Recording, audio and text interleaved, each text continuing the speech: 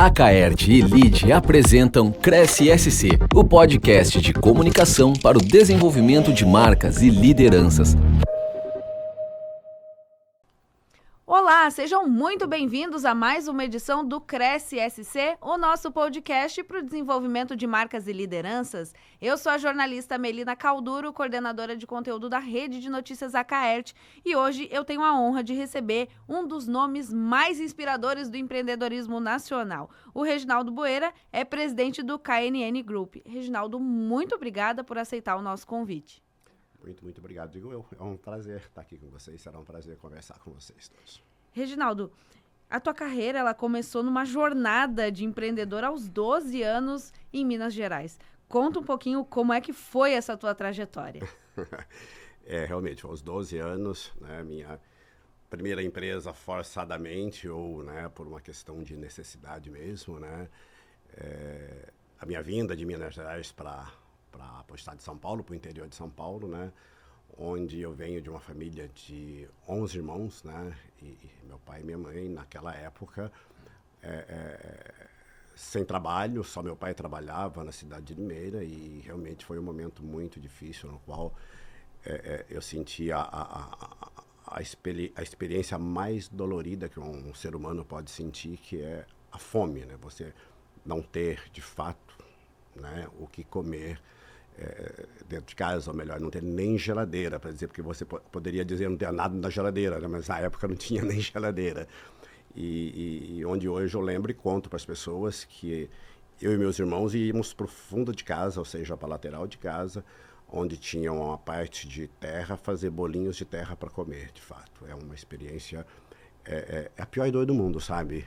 Porque é uma dor que dói na alma e aí não tem igual, não tem igual. Então, aos 12 anos, né, uma bela noite, eu acordei, dormia muito pouco, né, e ouvi minha mãe chorando e perguntando para o meu pai o que ela iria dar de comer às crianças daquele dia, né. E meu pai simplesmente permaneceu em silêncio e logo depois ele disse: Rosa, prepara um punhado de sal para eu levar para o trabalho, porque só ele trabalhava na época, né? Como se fosse hoje nós trouxéssemos R$2.200 para pagar aluguel e cuidar de uma família de 13 pessoas. É impossível, né? Então, naquele dia eu falei comigo mesmo, eu preciso fazer alguma coisa, né? Lá em Minas Gerais eu trabalhava desde os 7 anos na roça, né? Ajudava meu pai, minha família na roça mesmo. E interior de São Paulo, naquela época, começava a se trabalhar aos 14 anos, né?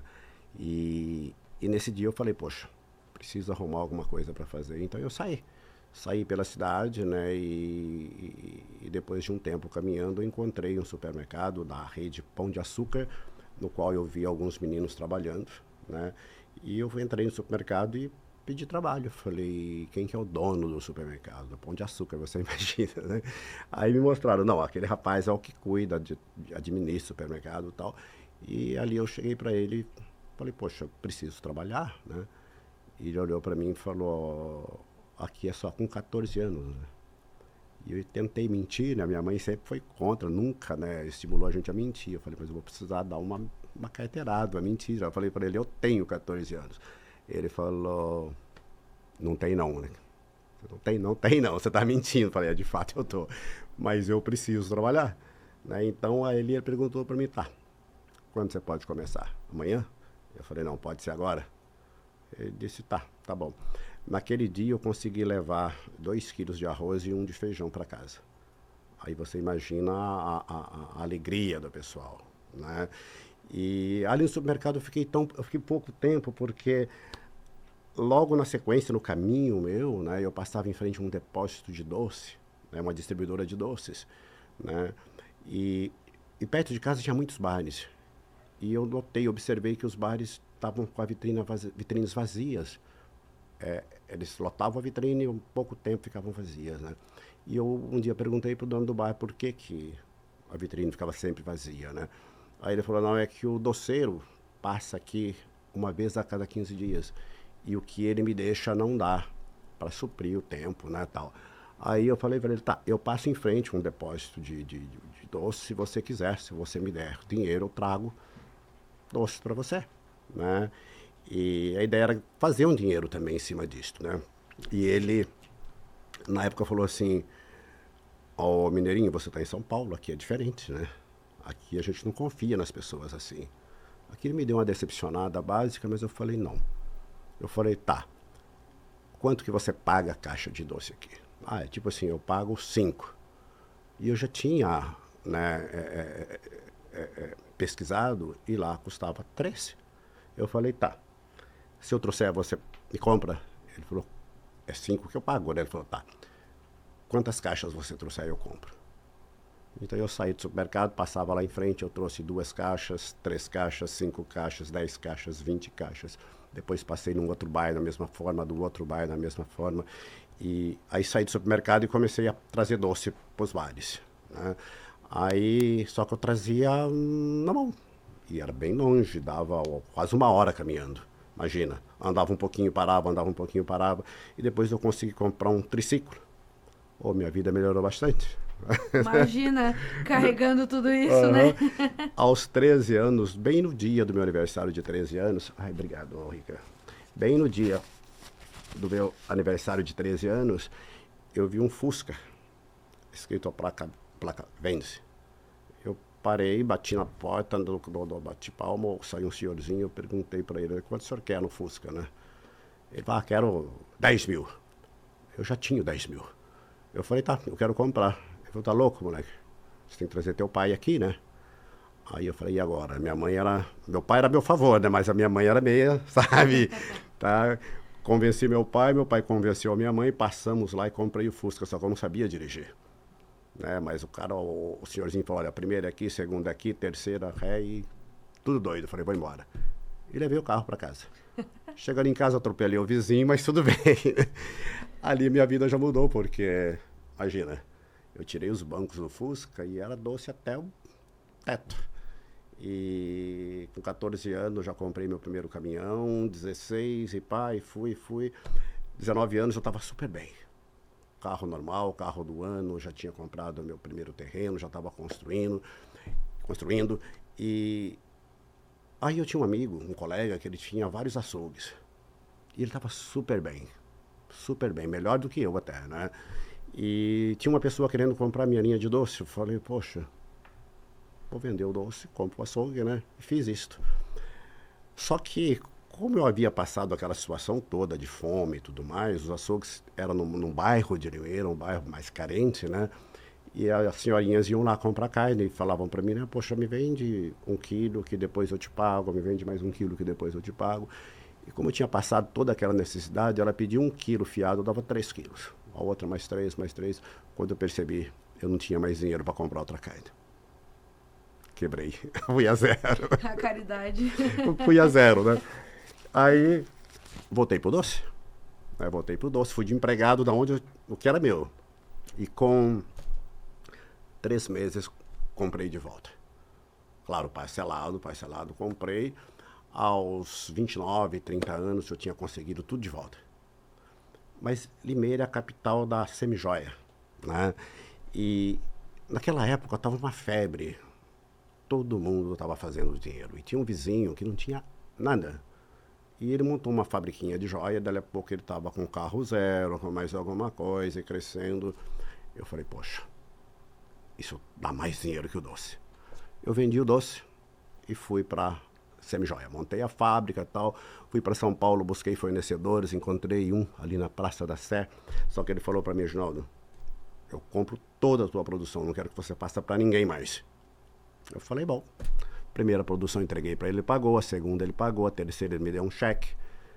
A segunda eu entreguei, ele me deu outro cheque. Na terceira já voltou aquele cheque primeiro. Depois eu entreguei mais uma vez, voltou o cheque. Resumindo, tem um cheque do cara até hoje comigo. Quebrei de novo. Voltei pro doce. Aí com o doce eu me levantei tudo novamente. No ano 2000, contando rapidamente, né, no ano 2000 teve a febre da informática, na 99, 2000. E meu irmão sempre foi da área. E ele falou para mim, Reginaldo, por que você não larga o doce e não vem ser meu sócio, trabalhar comigo? A gente monta uma loja, né, de hardware, mais não sei das quantas, e também a gente monta uma escola e tal. O doce não estava tão bom. Eu falei, tá, vendi o doce e fui para informática. Só que até hoje eu não entendo nada de informática. O que aconteceu? Quebrei novamente. Só que daí eu não voltei pro doce mais. Daí não. Aí eu tinha uma outra paixão, né? Tenho uma outra paixão, né? Que é o idioma, porque com 8, 9 anos de idade, lá em Minas Gerais, na roça, na colônia, né? Meu pai era o único que tinha um rádio. Então, todo o pessoal da colônia vinha ali na casa, no nosso terreiro, ouvir o rádio à noite, no final da noite, né? E tudo bem, depois meu pai me deixava ouvir mais uns 15 minutos o rádio sozinho. Né? Eu era peixinho dele e tal, então ele me deixava, né? Contra a vontade da minha mãe, mas ele deixava, né? E eu sintonizava. No que eu estava buscando uma estação, eu ouvi um pessoal conversando que eu não entendia nada. Era uma língua que eu não entendia nada, mas aquilo soava como música nos meus ouvidos. Então, todos os dias eu não via a hora de chegar aquela final de noite, de tarde, né? Para que eu começasse a ouvir. E ouvir. Aí depois de um tempo, meu pai gostava muito de ouvir a Rádio Nacional, e a Rádio Nacional tinha uma locutora com uma voz aveludada, muito bonita, né?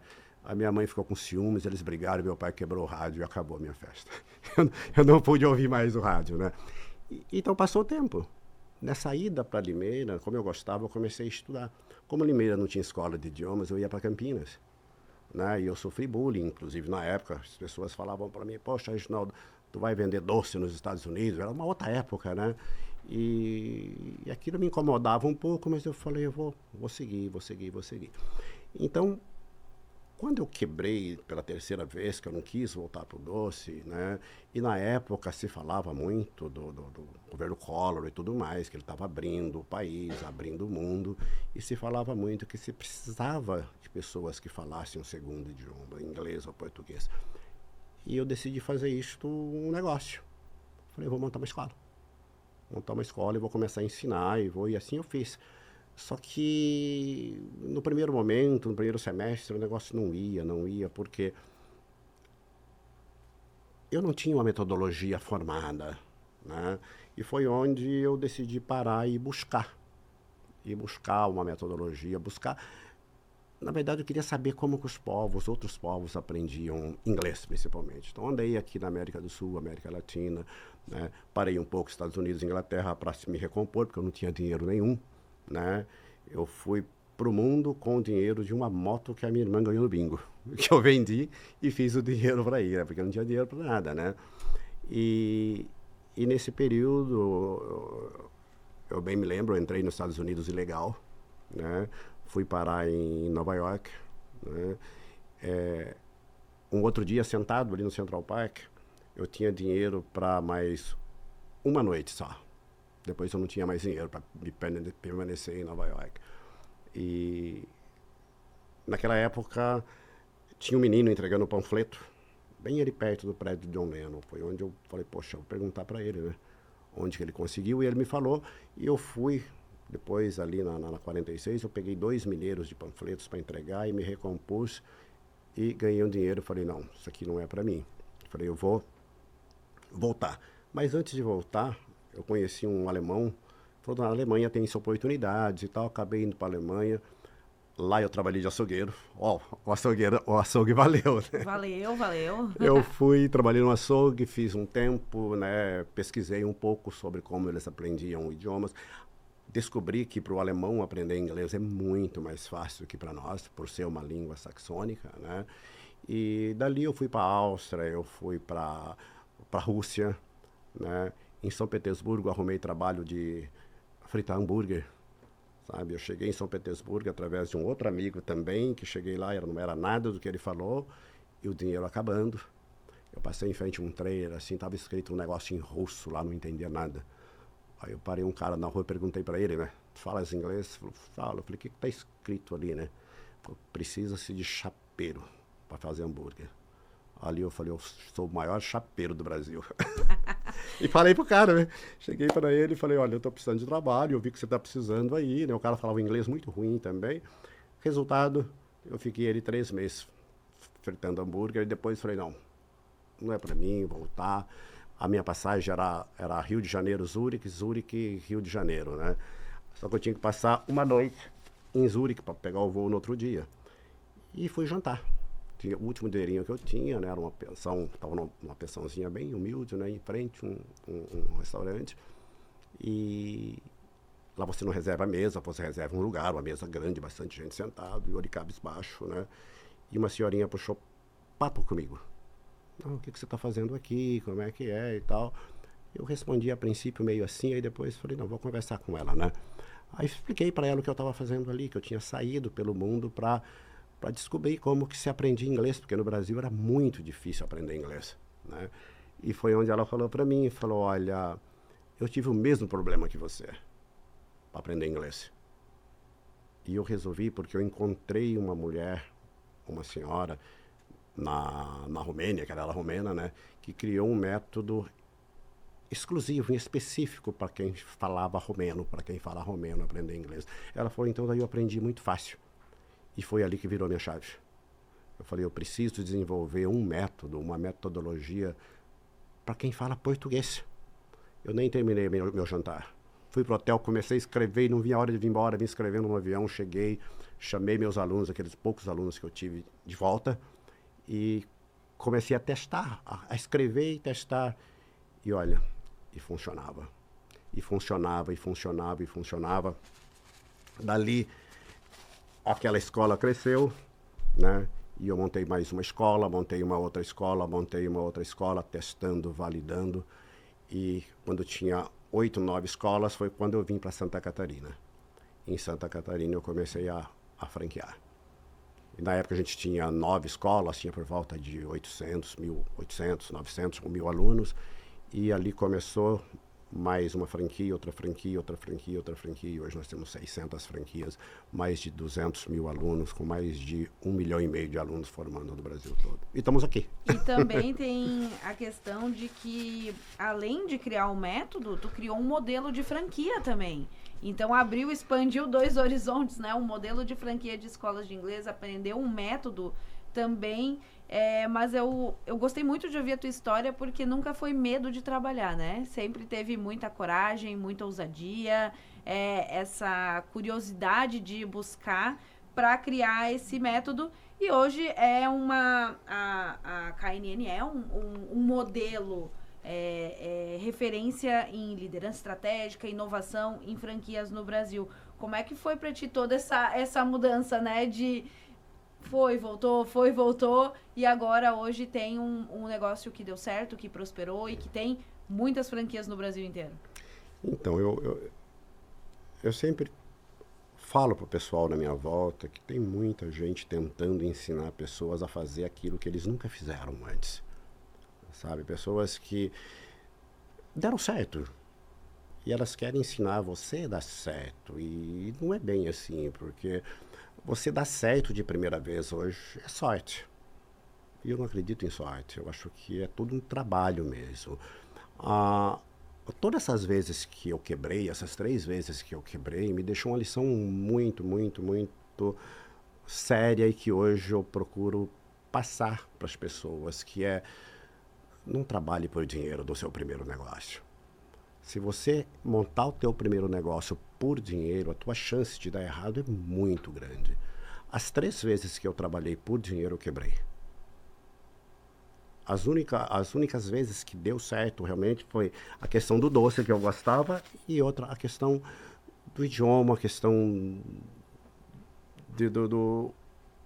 da minha paixão. Então, quando você é apaixonado por uma coisa, por um negócio, ali sim você tem que investir. Nesse primeiro negócio, nunca invista por dinheiro. Agora, depois que o seu primeiro negócio deu certo, então daí pode fazer 2, 3, 4, 5, como eu tenho hoje 11 empresas, por dinheiro. KNN por paixão, as outras por dinheiro, né?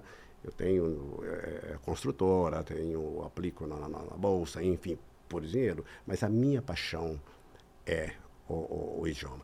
E uma outra coisa muito pertinente também é que sozinho tu não consegue nada. Eu digo sempre que não tem como você ser feliz sozinho. Para você ser feliz, você tem que fazer no mínimo uma outra pessoa feliz. Se você quiser fazer dinheiro, porque nós brasileiros costumamos dizer ganhar dinheiro, né? E eu gosto muito do termo em inglês mesmo, que é o to make money, que é fazer dinheiro. A gente faz dinheiro. Então a melhor forma de você fazer dinheiro é você fazer outras pessoas fazerem dinheiro. Quanto mais pessoas você fizer fazer dinheiro, mais dinheiro você vai fazer. Por isso que eu também sou apaixonado pelo modelo franquia. É uma maneira de eu passar tudo aquilo que eu fiz, todo o meu conhecimento, toda a minha experiência, a minha validação por um negócio, para pessoas que não têm experiência em negócio. Então, o sistema de franquia, para mim, é perfeito. E depois, tu queres fazer sucesso? Faça outras pessoas fazerem sucesso. Essa é a receita. Inclusive, Reginaldo, nosso podcast ele é sobre liderança. E como é que foi nessa trajetória toda se tornar um líder também? Porque tu foi empreendedor muitas vezes e aí foi criando as metodologias e fazendo... E hoje tem diversas pessoas dentro dessa ramificação de todos os negócios que tu tens. Como é que foi essa transformação de líder e o que tu aprendeu nesse caminho? Muitas pessoas confundem liderança ou seja, líder com chefe. Né? Hoje nem índio tem chefe mais, né? O índio também o cacique tem que ser um líder, né? E o líder é esse, é facilitar o trabalho de todos. O líder, ele tem que ter essa aptidão realmente para liderar. Ou seja, ser líder tem que ser prazeroso, não um sacrifício.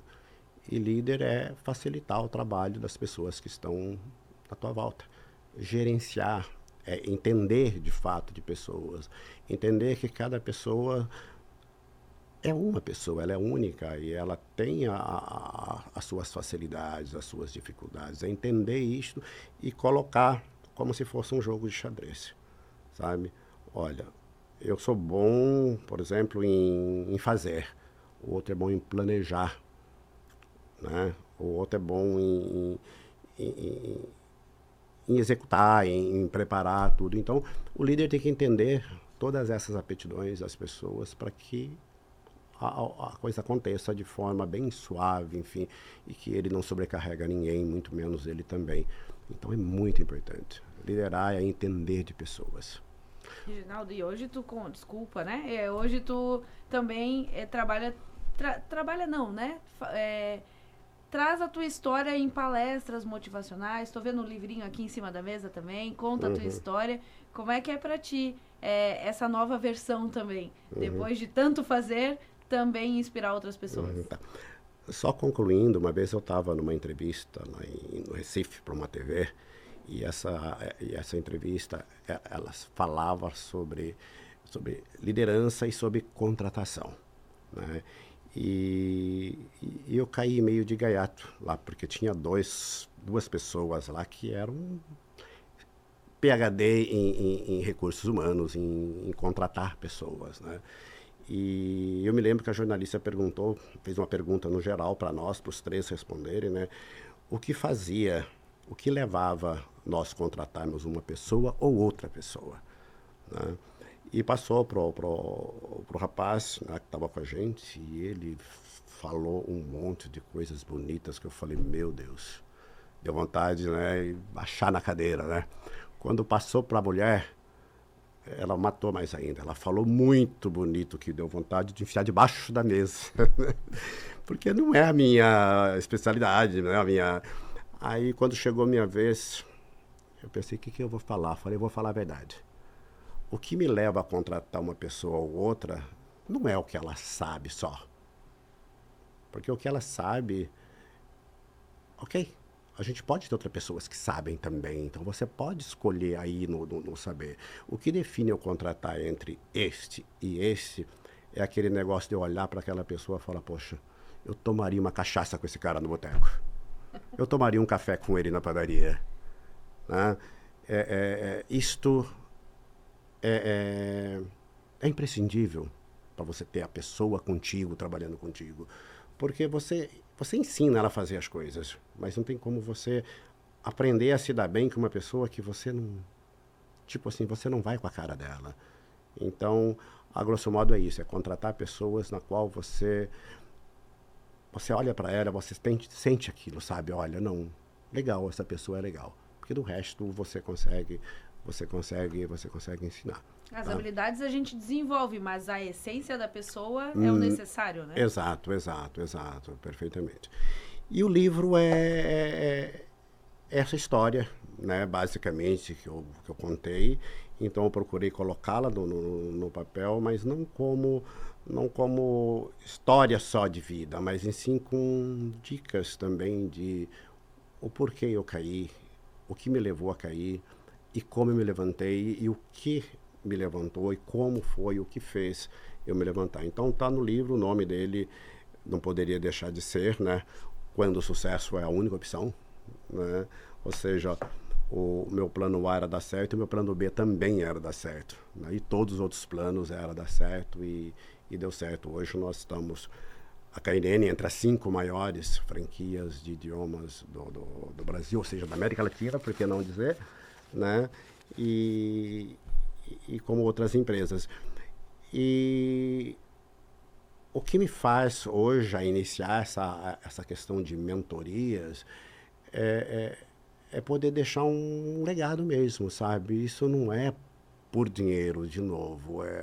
É uma necessidade realmente de passar aquilo que eu sei de uma maneira fácil, de uma maneira verdadeira, para pessoas que realmente queiram empreender ou estejam aí empreendendo e não está dando certo, está batendo cabeça por ali, por aqui. Porque às vezes no empreendedorismo não é diferente da nossa vida, uma vírgula muda tudo. De repente, muitas pessoas falam para mim assim, Reginaldo, eu estou fazendo certo, mas está dando errado. Por quê? E aquilo que eu falei antes, se você fizer certo e dar certo é sorte, você tem que fazer a coisa certa, na hora certa, do jeito certo, no lugar certo e principalmente com as pessoas certas. Então, isto leva uma necessidade alta de planejamento, de concentração e de foco, né? E principalmente concentração para que isso aconteça. Então, não é fácil você fazer isso assim da noite para o dia. Você precisa, sim, estudar, você precisa, né, ter toda a estrutura, ter alguém por trás te dando um suporte. E até porque a gente está contando a tua história em alguns minutos, mas foram anos de dedicação. Não foi da noite para o dia, não foi fácil, como tu falou, em alguns momentos não tinha dinheiro, tinha que trocar de rota, não deixar o sonho um pouquinho de lado, viver a vida real. Então tem todo um investimento de tempo também, não é só da noite para o dia, né? Sim, não, com certeza.